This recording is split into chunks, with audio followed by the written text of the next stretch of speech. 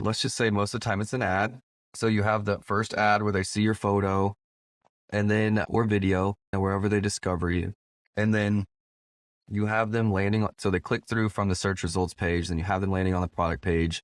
Maybe they watch the video, maybe they look through all the photos, maybe they scroll down the A+, maybe they don't, right? Those are all different areas. But then you've got the customer reviews, you've got Amazon posts that might support it, all kinds of stuff there. But let's say that they buy, then you get a chance to touch them with an email from Amazon, depending on how you're navigating that, but usually some kind of touch point that says your item's on the way, or if you have any issues, let us know, or here's a free cookbook or ebook to go with it, or something like that. Then you have when the package, so they're opening it up traditionally in an Amazon box that then has your package inside of it.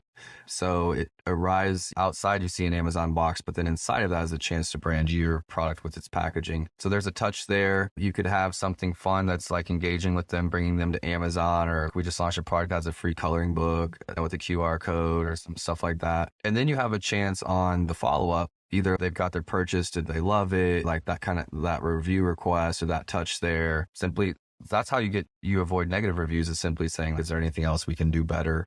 And if you're doing it really great, you have something in the packaging that brings them to your website or your social to engage so that you can follow up there and essentially have a lot less rules than if you're marketing them from Amazon.